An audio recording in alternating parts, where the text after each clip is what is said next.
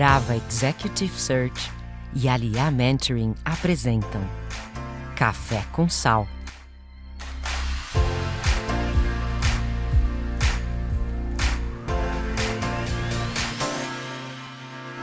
Bem-vindos a mais um episódio do Café com Sal, podcast que fala de empreendedorismo, de carreira e de liderança, sempre com convidados especiais, e hoje não poderia ser diferente.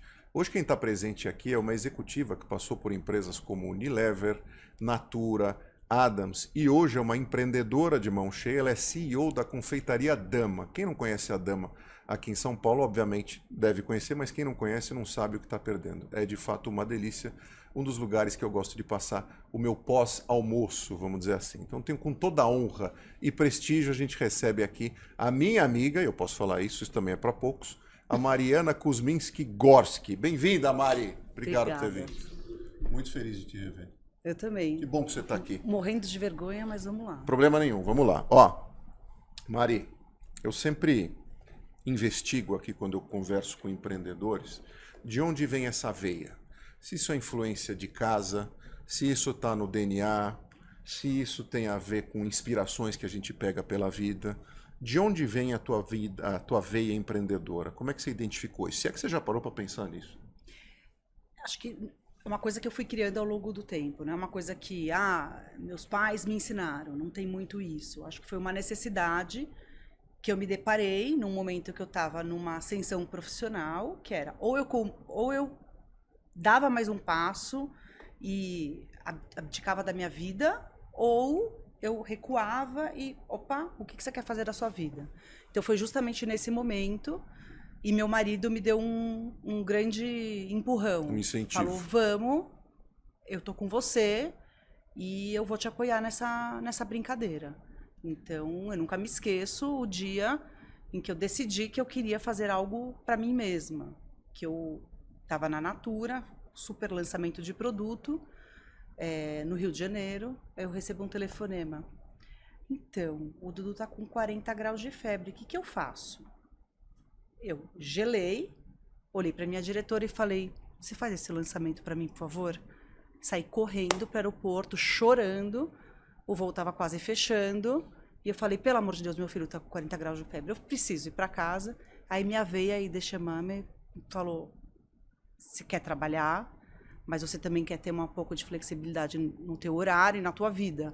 E acho que a veia empreendedora veio nesse dia. Esse estalo veio por uma questão de necessidade, foi um equilíbrio insight, de vida pessoal e profissional. Exatamente. Mas você já tinha aptidão com comida? Porque eu não lembro da infância de você ter qualquer veia nesse aspecto. Não que a gente falasse desses temas naquela Mas época. é que eu acho que a veia judaica tem muito disso, né? Você está sentada em volta da mesa, você está discutindo assuntos em volta da mesa, e você tem todas as comidas judaicas.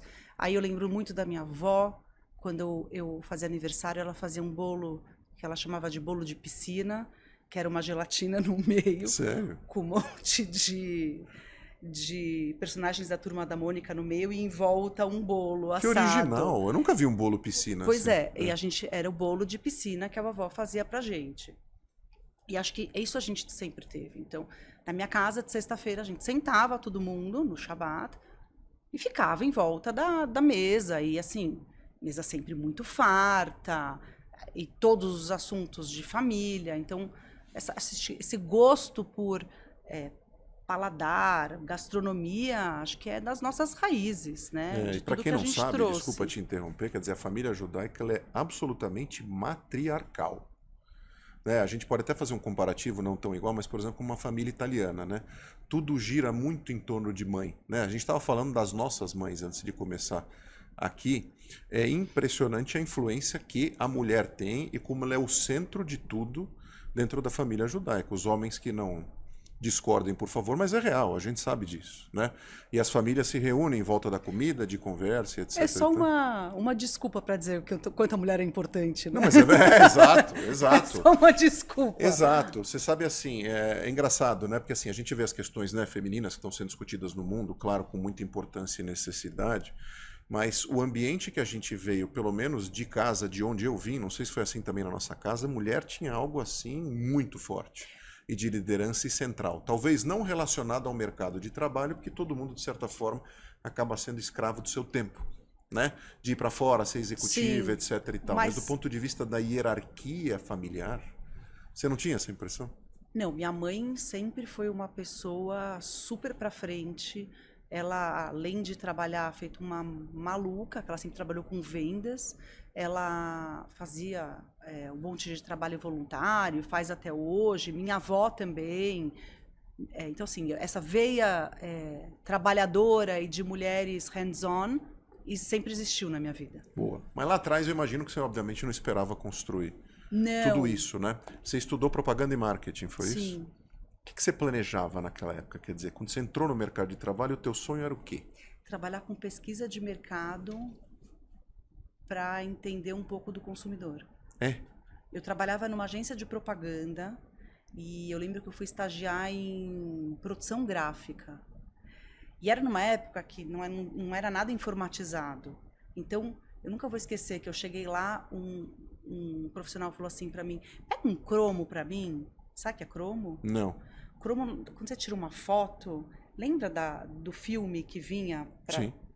pra gente? Era um recorte que era isso, né? Era essa foto que iria se transformar em algum objeto como é que chama? De propaganda. Ah, então, por exemplo, quando você pegar o rolo de filme, ele é formado por inúmeros cromos. É isso?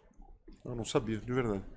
Então é um pouco disso que eu comecei. Quando eu comecei na faculdade de publicidade e propaganda, estagiando em produção gráfica, e aí eu fui para pesquisa de mercado.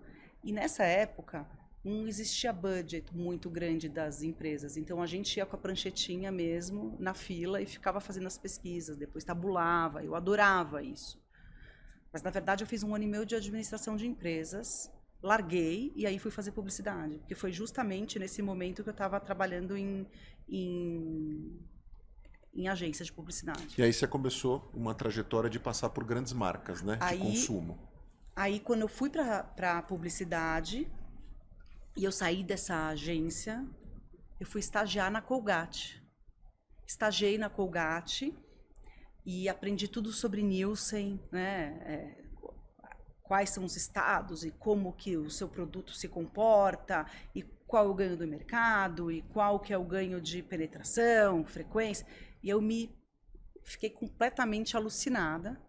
Não continuei na Colgate porque acho que não tinha headcount e enfim, não fiquei. E aí foi justamente quando eu fui para Cadbury Adams. Então eu me formei e fui para Cadbury. E era Cadbury justamente porque tinha acabado de ser comprada a Adams pela Cadbury. Então foi muito legal. Trabalhei alguns anos com Babalu, desenvolvendo sabores em marketing. Que saudade daquilo. Você sabe que até hoje me perguntam, cadê o Babalu Banana? Por que ele sumiu? Você lembra da propaganda? Lembro. Nossa, era maravilhoso. Isso a gente às vezes canta em casa. O meu filho, que não tem nem noção o que é esse Babalu Banana, a música do Babalu Banana. Nada mais gostoso que o Babalu Banana, né? Eu, na verdade, hoje eu posso ter algumas hipóteses, mas sim, foi um sabor que vendeu muito e foi um super sucesso. Saí da Adams porque eu tinha uma grande amiga que trabalhou comigo na Colgate como estagiária e tinha ido para a Unilever. E ela falou: você tem que ir para a Unilever. Eu falei: como assim eu tenho que ir pra Unilever? Não, tem uma vaga que é teu perfil. E aí, acho que todo marqueteiro sonha e dá graças a Deus por ter passado numa Unilever. Porque é uma empresa que realmente foca nos cursos, em formação, ela faz com que o profissional, de fato, tenha todos os skills e competências que ela quer para um grande gestor. Então, eu fiquei lá, fui muito feliz. E era bem na época que eles estavam implantando uma coisa chamada Vitality, que eles... eu trabalhava com temperos na época. Vamos tirar o sal dos temperos, vamos dar algo mais saudável. Okay. Então foi muito legal. Só que eu buscava propósito. E eu sempre sonhei em trabalhar na Natura. Sonhei, até que eu me candidatei para uma vaga e consegui. E fui muito feliz na Natura. Fui muito feliz porque eu aprendi muito do sentido da vida. Eu brinco que a Natura Você sai da Natura, mas a Natura não sai de você. Porque enquanto ninguém estava falando de sustentabilidade, ela já tinha um super plano de sustentabilidade. Assim, não vem ao caso, pode ser que ela cometeu alguns erros, mas eu acho que isso é muito de trajetória, né? Você vai aprendendo até você chegar num modelo ideal. Mas eu lembro que a gente lançava produto e tinha toda a cadeia do carbono para você poder lançar o produto. Então, você não podia lançar um produto se a cadeia do carbono fosse mais do que, sei lá, eu lembro do Target. Você precisava trazer ingredientes que fosse sustentável para uma comunidade. Então, eu lembro que tinha todos o ESG que todo mundo fala hoje, de boca cheia, eles trouxeram disso a gente trabalhava com isso já há muito tempo. E lá você vai aprendendo, e não só disso, mas eu lembro que além dessa parte de educação, tinha a parte do bem-estar bem. Aí você falava, que você tem que estar bem para estar bem para o outro, e o outro só vai estar bem se você está bem para você mesmo.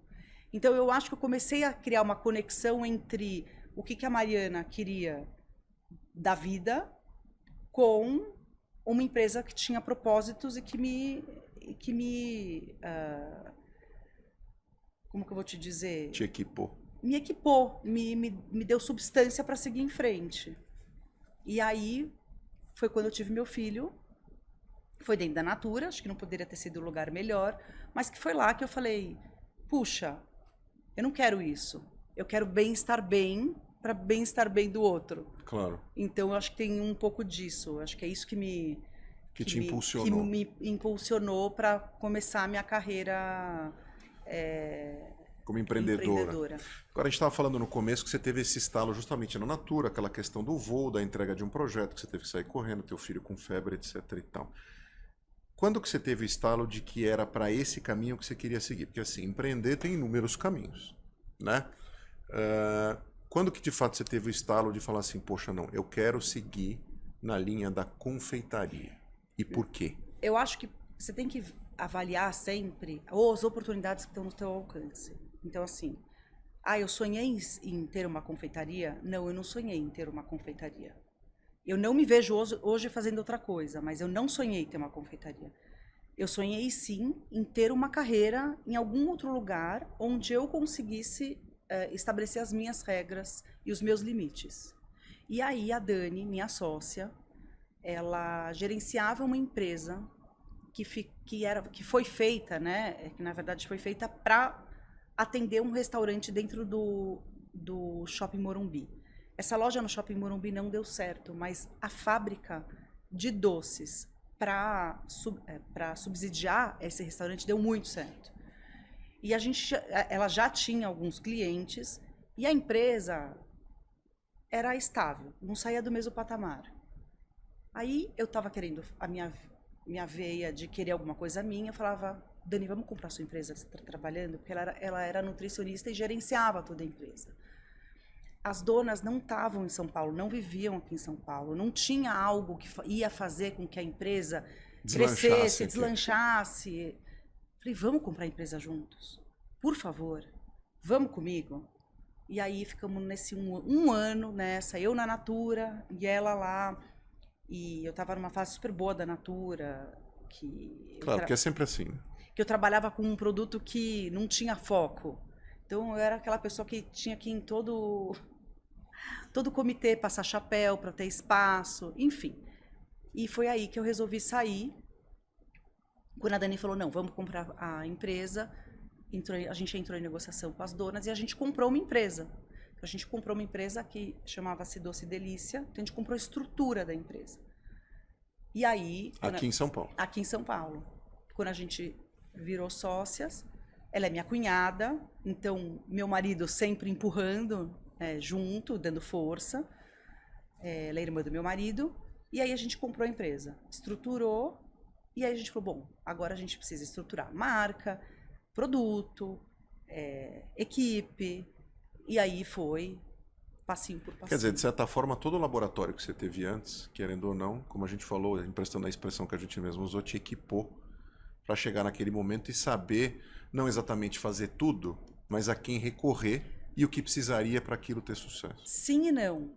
Porque quando você começa uma vida empreendedora, você vira tudo ao mesmo tempo. Então, Ainda mais no todos começo, os né? skills que você aprendeu estão lá guardados. Alguma hora você vai usar, mas demorou para eu poder fazer um provisionamento de volumes, de quanto eu vou produzir. Claro, essa parte mais sofisticada de entendimento. Não existe. Então, isso demora, né? Até para a gente ter a loja. A gente demorou para ter a loja. A primeira loja foi onde, mãe? A gente antes teve a fábrica. A gente trabalhou com food service. A gente trabalhou anos fornecendo para Miss Daisy, anos fornecendo para o Marché. A gente fornece até hoje alguns itens para o Santa Luzia. Então, a gente começou dessa forma. Então, a gente mudou para Pinheiros, onde a gente está hoje, na Ferreira de Araújo, só pensando em food service. Tinha um espaço embaixo que eu poderia futuramente fazer uma loja? Tinha, mas a gente não pensava... Aquele espaço foi pensado para food service. Por enquanto, era para food service. E era num momento que a rua não tinha nada. Era nós e o restaurante novo. Porque, de novo, para quem não sabe, é uma das ruas mais badaladas de São Paulo, inclusive do ponto de vista gastronômico, entre outras coisas. Sim. É uma delícia. É uma rua que ficou uma rua muito popular, né? Tem muita empresa bacana de gastronomia. Muita alternativa. Mas tem muita alternativa. Quando a gente foi para lá, não tinha nada. E aí eu lembro que a gente fez uma lojinha pequena, a vitrine era super pequena, e até que a gente foi expandindo, a gente já teve 4 reformas aí desde esse dia. E é isso. Vocês tinham um produto que era o carro-chefe, porque assim, para você dar esse tiro inicial, você precisa de alguma forma ser reconhecido por alguma coisa, que é um pouco da tua marca, né? E a gente já vai falar também, inclusive, da própria marca, mas assim, o que foi aquele estalo que o pessoal falou, nossa, vocês precisam ir ali na Dama, na Ferreira de Araújo, para comer tal coisa? O que era aquilo? Então, a gente já tinha um público bacana que gostava de comprar conosco por telefone. Eu quero 1000 folhas. O 1000 folhas sempre foi o queridinho. Então, a gente já vendia para essas pessoas. E quando a gente fez a loja, a gente queria poder atender melhor esses nossos clientes. E a loja era muito pequenininha. Então, a gente pensava, eu preciso vender 1000 folhas, eu preciso vender o meu pavê de doce de leite, eu preciso vender minhas tarteletes, eu preciso vender minhas eclairs. Ok. Mas o start mesmo se deu em 2012. Quando a gente ganhou o prêmio do melhor ovo de Páscoa pela Veja São Paulo. Em 2012. A gente ganhou o prêmio e a fila... Quer dizer que o melhor ovo de Páscoa de 2012, eleito pela Veja São Paulo, ele tem um quê bem judaico, é isso? Tem. Total. Todos viemos do mesmo buraco no final do dia. Total. Não, e assim, pra gente foi uma surpresa. Eu lembro da Dani... Você é louca, não vamos fazer Páscoa, não temos condições. E fomos. E, então, assim, a gente começou a aparecer muito para o público a partir desse prêmio.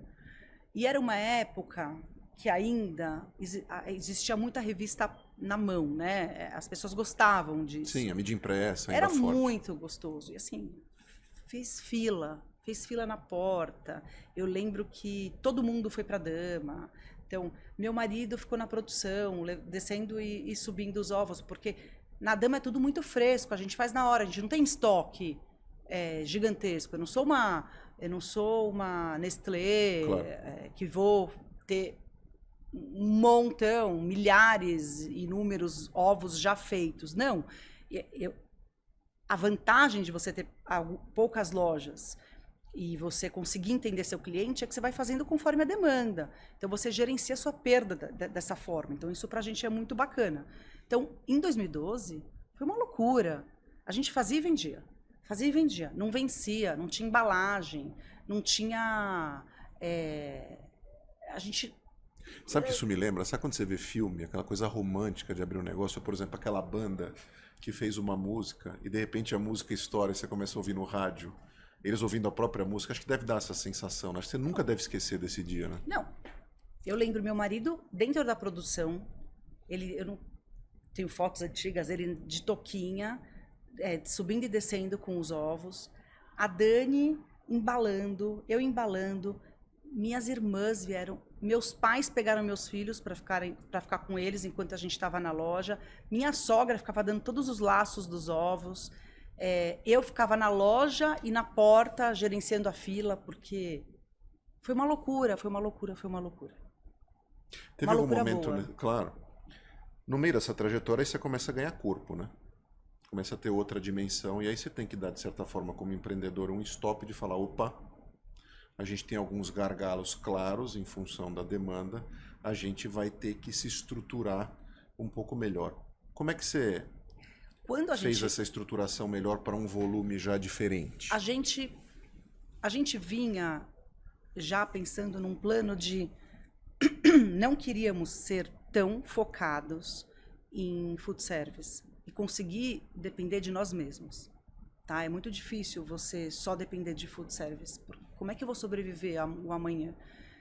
E a gente atrelou isso a uma oportunidade que um profissional que identificou a gente por ter ganhado o prêmio e falou, tem um ponto que uma pessoa quer passar em Higienópolis. Vocês estão afim de abrir lá? E a gente falou, vamos. Por quê? Lá era um lugar onde eu teria um fluxo um pouco menor, eu conseguiria fazer alguns mercados testes, então a gente começou a desenvolver os nossos salgados nessa loja, para depois trazer para Pinheiros. Então, a gente começou esse movimento, de novo, vendo uma oportunidade de negócios que existia já pronto. Olha, uma pessoa tem uma loja na Avenida Higienópolis, está pronta a loja, vocês estão a fim de pegar o ponto? E pegar os equipamentos, pegar tudo para a loja? Sim. Então a gente foi. Então, por isso que eu falo, a partir desse prêmio, a gente começou a evoluir e pensar como que a gente poderia deixar de ser só food service e mudar a nossa fatia do bolo, né? A gente queria ser mais varejo do que food service. E aí isso passou por contratação de equipe, contratação de consultorias, mudou o jogo. Mudou o jogo. É isso. Você como empreendedora, obviamente você está num business que se você não tiver com a mão na massa, ele perde todo o espírito, toda a identidade. Acho que você está inserida num negócio onde você e tua sócia tem que estar o tempo todo ali, de olho. Quem trabalha com isso sabe que se você tira o pé, né, e fica só ali na planilha, a coisa não funciona. Mas de certa forma, quando o business cresce, você tem que aprender um pouco também a delegar, né? Foi duro para vocês alguns processos e certas coisas? Porque senão você não cresce, né? Então, eu falo que não. Porque como eu vim de uma vida corporativa, Pra onde você está não tudo foi. estruturado, eu falava, eu preciso de gente me ajudando. É muito difícil para mim conseguir fazer. Eu preciso da planilha. Eu preciso sentar e ver a planilha. A gente precisa disso. Então, eu preciso que alguém faça o que eu faço. Que quando a gente começou, a gente não tinha sistema. A gente fazia a nota na mão, Tudo manual. Tudo manual. Tudo manual. Igual cantina de escola. Exato.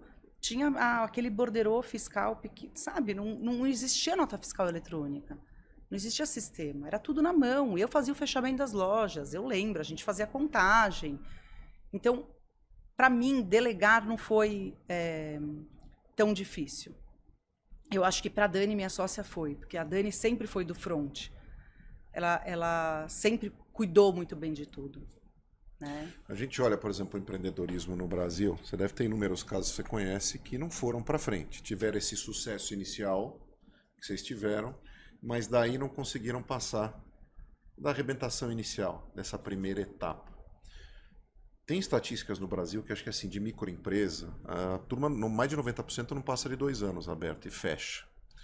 Para quem, por exemplo, entra nesse mercado, ambiciona entrar no mercado que você está, qual você acha que não existe receita pronta para ter sucesso, mas você acha que quais são os grandes erros que você vê aí acontecendo para não ter a virada de chave, para conseguir a solidificação? Eu lembro na minha pós-graduação que eu tive uma aula de matemática financeira que explicou que quando você faz um investimento no negócio, você demora 5 anos para começar a ter retorno. Eu pensava comigo, ridículo, 5 anos? Nunca eu vou ter um negócio para ser 5 anos. Muito tempo. Querido, são 5 anos mesmo. Então, assim, você quer abrir um negócio, você tem que estar disposto, no mínimo, não sei o teu negócio, estou falando no meu, Claro. no mínimo, durante 5 anos, você precisa se bancar sozinho, que o negócio não vai te responder. Então, a primeira coisa, você está afim? Aguenta 5 anos. Aguenta que vale a pena, mas você tem que aguentar. E eu tenho certeza que você viu gente com produto diferenciado fechar as portas, que muitas vezes não é só o produto, é também o quanto aquela pessoa é determinada a continuar Sem dúvida. batendo na pedra. É muito isso, né? É muito Porque assim, muita isso. gente ligada em empreendedorismo assiste a gente, ouve a gente, etc. Então, acho que é um ensinamento importante, porque muitas dessas pessoas que acabaram não... Tirando o Covid, né, a parte, porque acho que prejudicou muito a gente, não tenha dúvida, né? Isso aí é caso fortuito, força maior. Quando que você vai imaginar na tua vida que você vai passar por uma pandemia? Ninguém imaginava. Tanto que no começo todo mundo saiu comprando papel higiênico, ninguém sabia o que fazer, né? Fato, né? Mas você acha que esse é um grande ensinamento, então, da pessoa ter obstinação e segurar a onda, principalmente nesse começo, porque quem chega lá normalmente é quem resistiu a esse começo. Não, assim, você acredita no teu negócio? Ele tem um conceito que ele se sustenta, né? Você tem cliente, então persiste. Não adianta, na primeira, o primeiro percalço que você tiver, você cai fora. E dura 5 anos. Isso me marcou, porque eu lembro eu na aula de matemática financeira, falei, não é possível. 5 anos é muita coisa. Não. É um dado importante. O meu negócio começou a dar retorno depois de 5 anos. E tem horas que eu tenho que colocar do meu bolso. Numa pandemia, né, numa volta de pandemia, a gente tem que pensar nisso. Então, tem hora que tem que investir. Tem hora que tem o caixa que investir. É só da empresa, não é o teu caixa. Pessoal. Exato. Mas, assim, eu tenho uma pessoa comigo, que é o meu marido, que ele tem uma cabeça muito boa para isso. E ele me ajuda, ele me direciona. Às vezes que eu começo a viajar demais, ele me traz para a terra. Entendi. Então essa combinação é importante também. Muito importante. Legal. A dinâmica, vocês têm lojas em shoppings importantes aqui da cidade, todo mundo sabe. E você tem loja de rua. Qual a diferença da dinâmica dos dois pontos de venda? Em que sentido? Fluxo de pessoas? No sentido de fluxo de pessoas, produto. Tem os mesmos produtos nesses mesmos pontos? São lugares que as pessoas acabam ficando mais quando é loja de rua? Shopping é mais de passagem? Como é que é isso? Assim, eu acho que tem um pré-pandemia, durante a pandemia e pós-pandemia. Falando no pós-pandemia, que é a nossa realidade. As pessoas hoje estão buscando ficar em espaços um pouco mais livres, abertos. Então, a gente tem um espaço agora, hoje na Dama de Pinheiros, onde as pessoas ficam... É um jardim, é um lugar convidativo que está no meio da selva de pedras, com árvores. Então, é gostoso. E você está numa loja de fábrica. Por quê? Porque a fábrica é em cima da loja de Pinheiros. Então, você consegue ter produtos mais frescos e uma variedade maior de produtos lá. Quando eu penso numa loja que a gente tem no JK, que tem um volume super alto, a vitrine é menor. Eu não consigo, não é elástico. Eu não consigo colocar tanto produto lá. E eu não consigo o tempo de fazer uma produção rápida e no mesmo momento descer e já está na loja. Então, a diferença da nossa loja de rua para a nossa loja de shopping é que a gente tem que trabalhar de acordo com o espaço que eu tenho e eu não tenho a rapidez que eu tenho de sair diretamente do forno e o cliente sentar e ter o produto na mesa. Essa que é a diferença. Entendi. Mas a gente tenta manter a qualidade dos nossos produtos. A gente tocou um pouco em pandemia, você já deve ter respondido essa pergunta várias vezes, mas quais foram os principais desafios quando veio aquela notícia? Todo mundo ficou arrepiado e teve que se reinventar de alguma forma. Inclusive reinventar a forma como vive, né? Como se relaciona, como compra.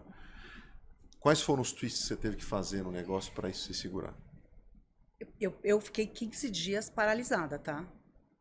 Eu não acreditava no que estava acontecendo. Atônita. Eu falo que eu fui para Nárnia, fiquei lá 15 dias e voltei. Cada um lidou com um jeito. Eu não estava entendendo o que estava acontecendo. E eu lembro que a gente começou a pensar, o que a gente vai fazer?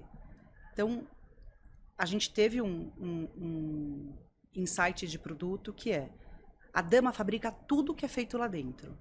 A gente não tem nada de produto pronto, a gente não tem nada que eu compre do food service de massa pronta.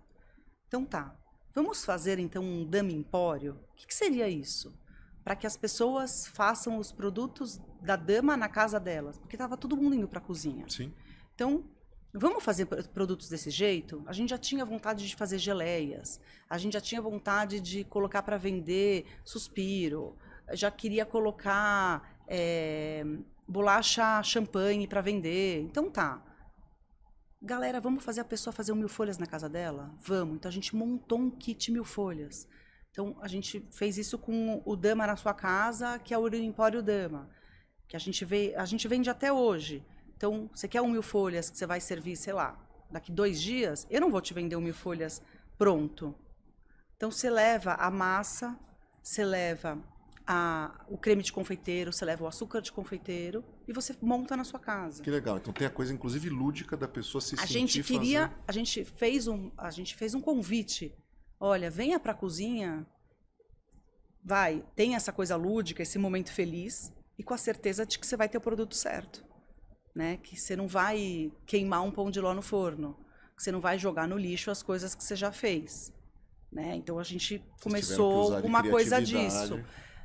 Só que a gente também teve uma equipe mega reduzida e um drive-thru na porta da Dama que quem quisesse a gente atendia. E, felizmente, a gente tinha acabado de assinar com o iFood. Acabado. No dia 0 da pandemia, eu tinha assinado com o iFood, que eu ia ter conta no iFood. Então, assim... Você conseguiu desovar produto e criar um novo canal na hora. A gente conseguiu criar um canal na pandemia. Então, isso ajudou muito. Muito. Foi isso. E tinha Páscoa. Claro. Desculpa, estava no meio da Páscoa. Verdade, em abril, né? Logo na sequência. A gente fez a Páscoa. A gente fez produto, a gente vendeu produto de Páscoa muito na Páscoa. A gente falou, não vamos deixar o cliente sem nada. Né? Já basta o que a gente está vivendo. Vamos pelo menos dar um pouco de açúcar para viver. Você tocou numa época de festas que é importante para o comércio brasileiro e mundial. Né? Todo ano o calendário vocês têm que fazer uma programação prévia para esse tipo de coisa? Como é que funciona a estruturação, por exemplo, para festas, ainda mais no teu caso, que você tem as festas brasileiras típicas, sejam católicas ou de outra orientação religiosa, e tem as judaicas também, Sim. que é o que a comunidade espera um pouco de vocês. Como organizar tudo isso? A gente tem calendário das datas comemorativas que são sempre inovações e produtos novos. Sempre? Sempre. Talvez a gente não tenha a antecedência que a gente deveria ter para fazer tudo acontecer da melhor forma possível. Mas a gente tem que ter esse calendário dessa forma. Mas a gente também quer colocar alguns calendários para gerar movimentação e ativação. Então, aqui está um pouco do 1.000 folhas. Por exemplo, vamos lá, aliás, pessoal, vejam só. Isso aqui está parecendo um buffet. Vamos lá, me conta. Então, aqui tem 1.000 folhas e a gente está numa fase... Tudo bem que era o Novo Judaico, que a gente tem muitos produtos para o Novo Judaico, mas a gente está no nosso festival de 1.000 folhas. E o que é isso? É um festival que a gente faz aleatoriamente desde 2000 e... Posso colar? Claro. A gente acaba desde 2015. Nós temos inclusive uma cola personalizada, é cola Dama. Não, porque esse ano a gente fez o festival de 1.000 folhas, que a gente fez sabores diferentes e a gente fez um passaporte para o cliente. Então, é um passaporte que ele tem todos os festivais de 1.000 folhas que a Dama já teve, e aí ele vai na Dama, escolhe os sabores novos, e ele tem um carimbo que a gente coloca a data que ele comeu. É uma brincadeira, claro. É uma ativação simpática, mas é uma coisa que a gente tem feito para não só trabalhar no calendário de datas comemorativas. A gente quer fazer a ativação em datas também... Então, assim, o que a gente tem sempre na Dama? A gente tem o 1.000 folhas, a gente tem as tarteletes, a gente tem as eclairs. Pode mostrar as tarteletes, se você conseguir, Mari, aqui, ó, na câmera. O pessoal vai adorar. Mais pra cá. Isso, tá pegando, Luquinha? Pegou. Aí, ó, lindo. A gente tem... a parte de petit four, Florentine, a gente tem o palmier, a gente tem produtos sem glúten, sem lactose. Ah, sim? Temos. Qual? Esse é um bolo de damasco. Sem glúten, sem lactose? Nossa, minha mulher vai pirar nisso. Ela vai. Pronto. Já temos uma dona. Fala que eu mandei pra ela. Como é que se fala hoje em dia? Gratidão. Gratidão, ninguém mais falou obrigado. Outro dia meu filho me perguntou, pai, ninguém mais falou obrigado? Eu falo assim, não fala, pode confiar. Eu falo, não, porque eu ouço gratidão. Tá falando, não, obrigado ainda existe. Mas gratidão. E aqui? É o pão de mel, que é um produto icônico nosso, que a gente tem desde é um mini dia pão de mel. 0. Super bem É embaladinho. um bombom. Pão de mel. É mais cara de um bombom do que o pão de mel. Porque o pão de mel é aquele cubinho recheado. Isso. O nosso não. O nosso é um item. É um mimo. Mimo. Adoramos mimo. Quem não gosta de mimo? Me fala uma coisa. A logo da Dama e o nome Dama, de onde vem? Da junção das duas sócias. Daniela, minha sócia, e Mariana, eu. Só que antes, quando a gente não era conhecido, o nome Dama ficava dentro do trevo, era D-A-M-A, e confeitaria embaixo. Porque eu precisava me apresentar para as pessoas. Acho que eu me lembro disso. Sim. E foi quando a gente abriu a nossa primeira loja em shopping, que foi no Cidade Jardim, onde a gente estava do lado das joalherias. A gente estava numa loja no térreo, não era loja, era um quiosque super bonito no térreo e tinha várias joalherias em volta. E a gente começou com o nosso novo conceito, que é, vamos apresentar os nossos doces como se fossem joias, porque eles são joias. Sim. Foi nesse momento que o Dama saiu de dentro do trevo e eu tirei o confeitaria, porque as pessoas já sabiam quem eu era. Você tocou num ponto importante. Toda vez que eu olho o doce da Dama, dá até assim receio, eu que sou atrapalhado, de tocar, porque assim é tão bem feito, tão delicado. Assim, e obviamente muito gostoso, mas se olha, se vocês puderem ver, pessoal, eu não quero aqui deixar cair nada, mas é de uma qualidade de apresentação e de gosto que eu sou fã. Então, não é à toa que a Mari está aqui, não é só porque é minha amiga não, é porque eu sou fã realmente da Dama. Luquinhas, a gente tem como mostrar aqui um pouco do material da Dama? Para a Mari explicar um pouquinho para a gente da apresentação. Ó, esse é o Festival de Mil Folhas que Festival a de gente está Mil fazendo Folhas. agora. Legal. Então tem alguns sabores, a gente brincou esse festival, que é o Festival Duo, que a gente brinca com 2 sabores. E a gente brinca com a massa folhada tradicional e com a massa folhada de chocolate, de cacau. Vocês fazem a experiência com 2 sabores assim? Sim. Então, esse aqui que tem um vermelho, umas frutas vermelhas, me deixou enlouquecido. O que é esse aqui, não? Uma geleia? O que é? não. Errei. Pode rir. Esse é uma cerejas amarenas. Cerejas amarelas? É uma o que delícia. são cerejas amarelas? É uma framboesa, que é um pouquinho mais amarga, uma cereja italiana. Que legal. Desculpa, é uma cereja italiana que lembra uma framboesa mais amarga. Eu gosto dessa combinação com umas frutas assim. É uma delícia, é uma delícia. Nossa, me chamou a atenção. É uma delícia. Isso é o preparo final antes de ir ali para frente. Exatamente. É exatamente assim que vai para a vitrine. E a massa super crocante. Quem testa isso? Eu e minha sócia. É. Muito. Como é que E você nossos faz a clientes? logística? Assim, eu já te encontrei em lojas diferentes. Você está sempre para lá e para cá. Todos os dias vão produtos frescos para todas as lojas. Isso é nosso DNA. Sim. Todos os dias. Ninguém dorme na loja. Nenhum produto dorme na loja. Não. Alguns produtos dormem. A gente outro, tem mas uns que não gatôs, prejudica. exatamente. Mas o Mil Folhas é do dia. Se eu fecho a loja com o Mil Folhas vai pro lixo. Mari, você me contou da tua trajetória executiva, depois empreendedora, e um impulso ali inicial, obrigado, Luquinhas, de buscar um pouco mais de, vou usar uma palavra que talvez você queira me corrigir, não sei, mas um pouco mais de equilíbrio, autonomia, capacidade de tomar decisão por si só e equilíbrio, vida profissional, pessoal, etc. e tal.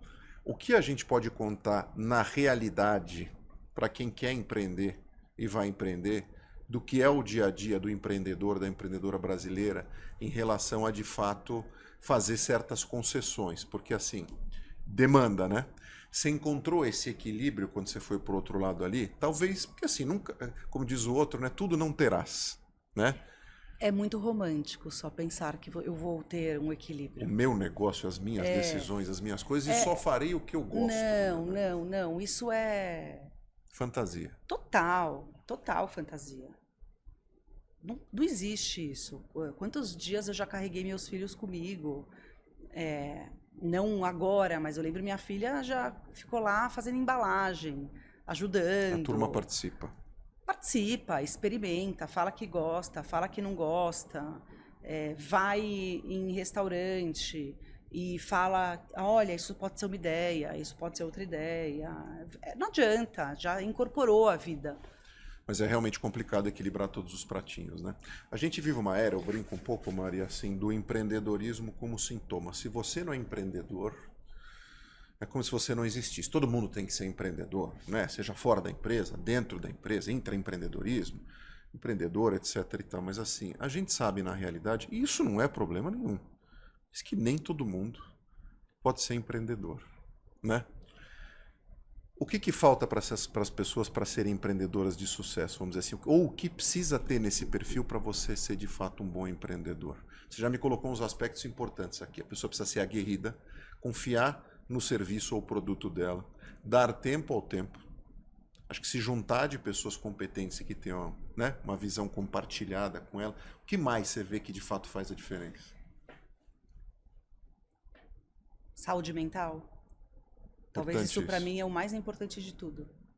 Porque senão você entra na síndrome da impostora. Ah, isso eu não consigo, isso eu não vou, isso não dá, isso eu não faço. É isso. Se você não tiver uma cabeça no lugar... Minha mãe que fala, se eu não colocar máscara de oxigênio antes de mim e depois na criança, vai todo mundo morrer. Então é isso mesmo. Acho que o empreendedor precisa colocar a máscara de oxigênio para conseguir fluir. Porque não dá. Eu tenho minha casa, eu tenho meus filhos, eu tenho meu marido, eu tenho minha empresa, eu tenho meu cachorro, eu tenho meus pais, minhas irmãs, eu tenho minha vida social e eu não quero perder nada disso. Mas a gente vai caminhando pelos momentos. Quer dizer, saber cuidar e se equilibrar do ponto de vista emocional. Por isso que eu acho que a minha terapeuta tá tão bem, porque eu não largo dela por nada no mundo. Você quer aproveitar o espaço para fazer uma propaganda? Não, você já verdade. Mandou, como é que falam, 1000 folhas para ela em agradecimento? Já mandei muita coisa. Mari, me fala uma coisa. Estamos próximos das festividades judaicas. O que temos de bacana, de lançamento, ou o que está para acontecer? Então, tem que a gente está lançando esses dias, e eu não trouxe porque não estava em produção hoje. Absurdo, hein? É uma halá. Uma halá. Sabe que meu filho ama halá, é uma das coisas que ele mais Também gosta. amo. Explica para o pessoal que não conhece o que é halá, halá, por favor. Halá é um pão, tradição judaica, e é um pão que simboliza sempre festas. Então, todas as festas têm na mesa uma halá, que é um pão trançado, e... Enfim, e é um pão maravilhoso que eu amo e tenho memórias afetivas divinas. Você passou pela escolinha de fazer halá também? Eu fiz quando era pequeno na CIP. Nossa, que lembrança boa. Eu tive ontem com a minha filha na sinagoga. Sério? Que demais. Olha só. É muito legal. E o que a gente fez, né? Foi até uma ideia da minha sócia, da Dani, que ela chamou a esposa do rabino para ir na dama, ensinar a fazer a receita de halá e ensinar qual o grande significado da halá. Então, para o Rosh Hashanah, a gente fez a halá, que é um pão judaico, só que a gente fez em forma dele redondo. Por que redondo? Porque no Ano Novo Judaico, a gente fala que a vida tem que estar em movimento. E aí a gente falou, puxa, acho que isso é um produto legal. A gente já tem o doce, que é o que a gente simboliza do Ano Novo Judaico, da doçura, né, de você desejar um ano doce. Só que a gente ainda não tinha o pão, a gente não tinha o ícone festivo para essa ocasião. Então a gente está fazendo a halá porque a gente, dentro do nosso portfólio, era um desejo nosso. E a gente está fazendo isso e a gente está lançando, porque nada melhor do que um pão e vinho, né? Sim. Uma mesa farta e festiva. Então, é isso. Estamos lançando agora isso. E não é um doce. Não é um doce. É. Que foi, de fato, você me contou que vocês tiveram essa virada para os salgados, né? Também. Para quem não conhece, que sou eu. Então, assim, eu sou um degustador de mão cheia. Ou de boca cheia, mas eu não sei fazer nada. Para alguém leigo como eu, qual a diferença da ciência de fazer doces para os salgados? O salgado, você consegue dar uma roubadinha se você erra a receita. Dá para dar uma... Não é uma roubadinha, você consegue adaptar no meio do caminho. E fazer uma... Corrigir. E fazer uma coisa autoral, vamos dizer assim, que foge da receita. O doce, se você erra a mão, você acaba com a receita. Você não consegue fazer isso. Não dá, é impossível, praticamente não impossível. Tem sal, não tem nada que você coloque. Não tem. Não tem. Ou você gostou ou você não gostou. Do ponto de vista da produção, o que é mais difícil? O doce? Muito difícil. Então, quer dizer, implementar o salgado na sequência... Posso te falar, o salgado também é difícil. Fazer pão é muito difícil. Bom pão. A gente demorou com a nossa receita da Ralá dias e dias e dias. Não é uma coisa de uma hora para outra. E o doce também. Quantos doces a gente já fez e que não vingou? E que tudo bem, Sim. né? Quando a gente olha a confeitaria, não sei, me vem à cabeça coisas que não são enraizadas no Brasil, né? De alguma forma a gente busca inspiração, por exemplo, em Europa, tem muito disso, né? A gente tem lá, me corrija se eu estiver errado, a Colombo, que é tradicional no Rio de Janeiro, uma das primeiras brasileiras que tem meio esse estilo. E o que às vezes eu me penalizo, nada contra, pessoal, mas assim, quando você vai na rua, o brasileiro não consome coisas muito legais, né? Não estou falando nem do ponto de vista de poder aquisitivo, não, mas você vem até em outros países que estão em situações piores que a gente, pessoas comendo coisas mais frescas, né? Você acha que há um espaço aí para aculturamento brasileiro, do ponto de vista do... Porque assim, a gente tem um país tropical, múltiplo, com inúmeros insumos, de fruta, de vegetais, do que você pode imaginar. E eu não vejo o pessoal consumindo tanta qualidade. Você acha que até por isso houve um espaço bom para confeitarias e de produtos mais, não estou dizendo refinado, mas mais frescos? Mas realmente assim, eu vejo o que o pessoal consome na rua e às vezes o que eu tenho de alternativa na rua, né, versus o que você apresenta, e não é tão legal. Né? A gente se acostumou ali com aquele pão de queijo murcho, o pão de batata e acabou, e o salgado e pronto. Né? Eu acho que tudo vai do que você se contenta. Do que você quer para você. Acho que teve um movimento muito bacana uns anos atrás do The Farm to Table, que as pessoas queriam que tivesse tudo mais fresco na mesa das pessoas. O que eu posso dizer é que, assim, nós da Dama trabalhamos com ingredientes selecionados e super qualidade. E isso a gente não vai abrir mão. O mesmo produto que você comeu em 2009, quando eu abri, é o mesmo produto de hoje. A qualidade não vai mudar. Então, essa é um ponto do que a gente está colocando. E a gente traz um pouco de um viés francês, né, da patisserie francesa. Mas se você perceber, se você for para a França, o produto francês não tem quase recheio. Não. Não. Agora, o nosso tem. Você está falando também com uma cultura que ama brigadeiro. Verdade. Né? Leite condensado é paixão universal, universal aqui. Então, você está falando, o brasileiro ele foi ensinado a isso.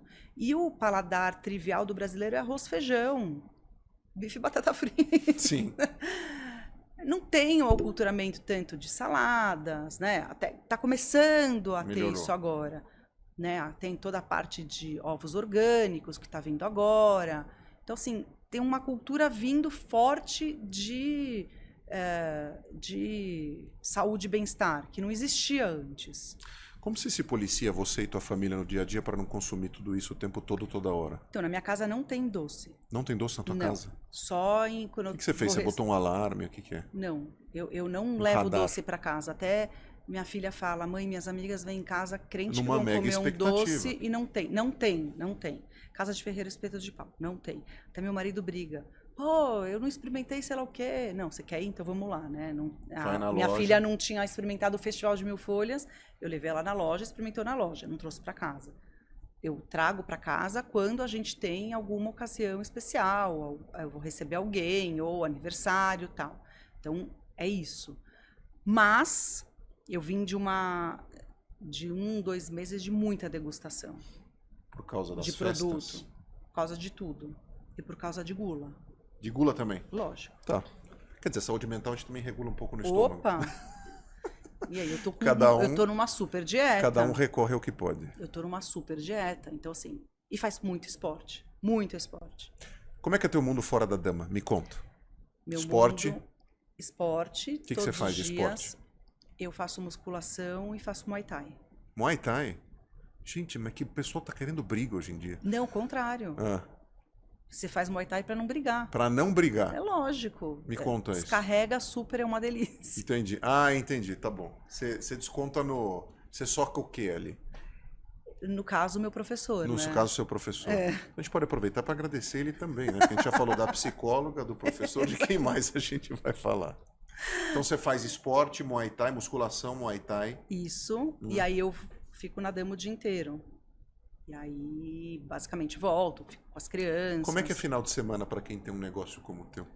Hoje, tá? Porque há muito tempo eu e a Dani a gente se revezava. Então, um final de semana era ela, um final de semana era eu. Estarmos nas lojas. Hoje em dia, a gente pode usufruir de uma estrutura, de uma equipe muito bacana. Então, eu viajo. Eu vou para o interior e é um refúgio nosso. Para ter o teu descanso. Exato. Também. Entendi. Você tem tempo de ler livro, ver filme, séries? A gente tem um papo aqui que é só de dicas desse tipo de coisa, que eu acabo, obviamente, roubando para mim, mas fica à disposição de todo mundo que assiste a gente. Conta. Livro, eu li os 3 últimos da Carla Madeira, os 3 livros dela, que eu amo de paixão e foi maravilhoso para mim. Mas eu acabei de ler um livro, Água Frescas para as Flores. Água Fresca para as Flores? Se eu não me engano, esse é o nome. É um romance ou não?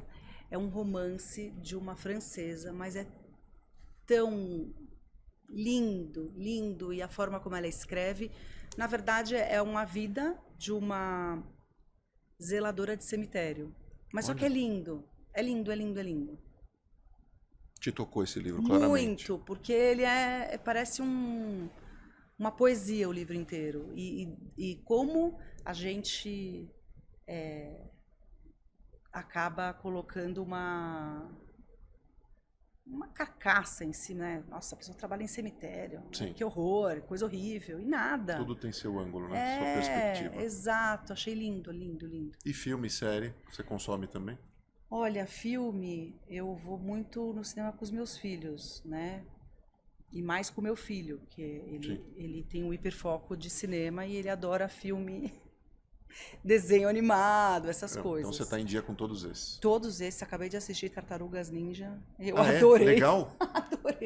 Adorei o conceito do filme. Tá no cinema? Tá no cinema. Eu adorei. Eu adoro Tartarugas Ninja. As pessoas podem rir da minha cara, mas eu amei. Achei que tem uma mensagem muito legal. Adorei. E série? Putz, sério, eu tô muito ruim de série. Tá atrasada, defasada. Total, mas tem uma que eu amo que é Maravilhoso Mr. Maisel. Que eu dou muita risada. Que eu dei Maravilhoso muita risada. Mr. Maisel? Ela é uma judia que nos anos 50 o marido dela trai ela com a secretária. E ela se vê com 2 filhos pequenos. E ela começa a tentar se resolver e ela se descobre como uma apresentadora de stand-up comedy. É muito engraçado. Muito. E mostra toda a parte da família judia em Nova York, como que foi todo esse processo, até ela ser descoberta, enfim. É muito gostoso. Você gosta de histórias assim, né? Densas. Eu adoro história que me faz pensar. Acho que é isso, eu sou assim. Me conta de novidade aí, que eu tô sabendo. Novidade, a gente vai ter a nossa linha de chocolates. Mostra aqui pra turma. Linha de chocolates Dama, é isso? Exato. Que bonito, isso me dá um. Dou todos. Não, claro, imagina. Eu vou deixar você levar isso de volta. Esses chocolates, a gente quis trazer os sabores que são sabores que são sucessos na Páscoa para as barras de chocolate pro dia a dia. Branco camafeu de nozes. Eu adoro o camafeu. Você vai gostar. Duo de café. É uma delícia, uma parceria com o Orfeu. Orfeu, tô vendo. Caramelo flor de sal, tudo a ver com o nosso programa aqui, nosso podcast. Amargo 70% laranja. Eu gosto de tudo, você já viu, né? Mas eu adoro combinação de, já te falei, chocolate com fruto. Mas você gosta de chocolate amargo? Porque esse é amargo, é 70%. Gosto de chocolate é uma amargo. delícia. Aliás, aprendi com a minha esposa depois de um tempo, ficar consumindo mais do amargo do que os demais. Confete, amargo 70 e chocolate 54,5. Realmente, hein? É uma Você delícia. gosta de uma exatidão 54,5? Meu Deus do céu, gosta de uma planilha. Mari, obrigado por tudo. Obrigada, Adorei querido. esse nosso papo. Você não tem ideia que você não percebe os ensinamentos que você trouxe pessoal do ponto de vista de empreendedorismo aqui. É mesmo? E que legal te ver realizada, sabia? Eu lembro Vou da gente chorar. batendo papo, pode chorar, fica à vontade, eu choro junto com você. A gente no Palmares. No Palmares, batendo papo, falando besteira, dando risada, uns 2 palhacitos sem parar, desfocados, mas olha aí, em algum lugar a gente chegou. Né? Não sei onde, mas em algum lugar a gente chegou. Obrigado por tudo. Obrigada, querido. Parabéns. Adorei. Obrigado por tudo. Vamos comer tudo aqui, né, Luquinhas? Trazer pra Você não sei, ainda vou pensar. Pessoal, Obrigado por tudo, obrigado mais uma vez pela audiência, por acompanharem com tanto carinho aí o Café com Sal, que presença ilustre aqui da minha amiga Mariana. Vocês acompanham ela e a Dama, vocês vão achar em rede social, vocês vão achar em site e vão frequentar as lojas, porque de fato é uma delícia. Não tem uma quebra no dia a dia que não seja tão boa quando sentar numa confeitaria, num café com produtos de tanta qualidade. Eu posso ser seu diretor comercial. Pessoal, obrigado, um beijo a todos e até o próximo episódio do Café com Sal, Spotify, YouTube e também no Insta. Um beijo, tchau.